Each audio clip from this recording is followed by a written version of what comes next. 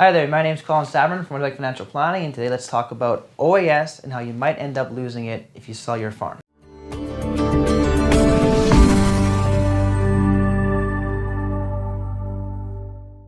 So first things first, I'll go over what OAS is and when the clawback starts, and I'll go over a scenario where you sell your farm and how clawback will likely occur. All right, so first things first, today the maximum for OAS is $626 per month. Everyone will get that, assuming they lived in Canada for 40 years. If you've lost a spouse, you might be getting more, but for today, we'll keep it simple. We'll just go with this number. So if you're already age 65 and you're getting OAS, you're basically making $7,500 per year.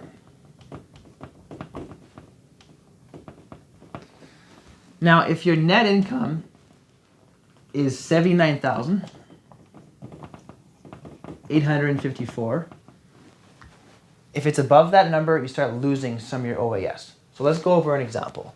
Let's say your net income for the year was $100,000. The clawback begins at $79,000.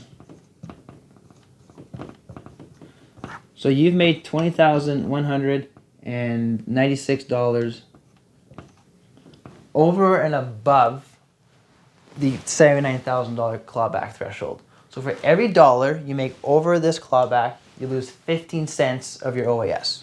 So in this scenario, we'll just do times 15 cents equals $3,029. Okay, so this is the amount of money that you'll have to pay back once you file your taxes in April. So you received 75, you have to pay back 3,000, so your net was actually only 4,488.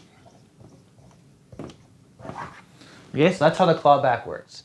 If your net income is 130,000,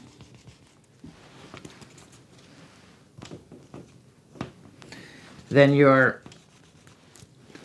the amount that you have over the clawback is 50,000 times 15 cents equals 7,500. So if you have a net income over 130,000, you basically lost all of your OAS, all right? Because it gets completely clawed back. All right, so that's the threshold. You start losing some of your OAS once your net income goes over 79, and you've lost all of it once your net income is over 130.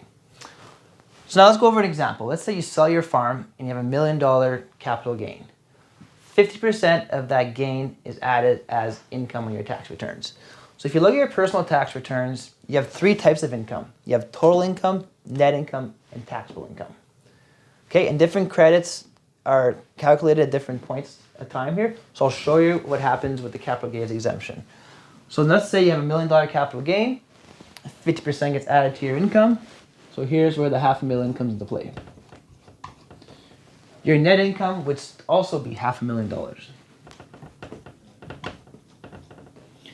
Now it's at this point where the capital gains exemption gets added. So capital gains exemption.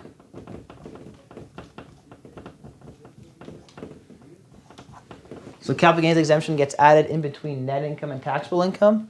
So that would bring your taxable income down to zero. So you might be thinking, perfect, I got a taxable income of zero, I'm under the $79,000 threshold, I'll be able to keep all my OAS. Unfortunately, OAS is not calculated, this threshold here, this clawback, is not calculated on your taxable income, but rather on your net income. And as you can see, your net income is $500,000. The capital gains exemption is only calculated after net income has been calculated.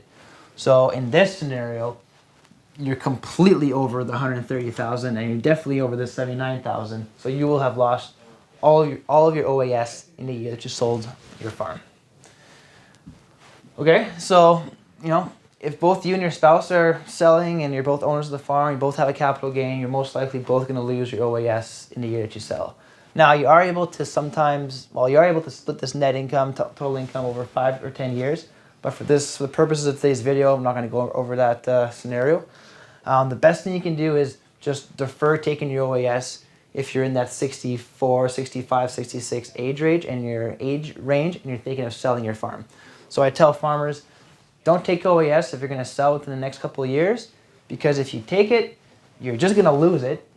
So you might as well defer it. And the benefit of deferring it is that the amount that you receive every month will increase. With every single month that you defer taking your OAS, you're going to get a higher check for the rest of your life because you deferred it.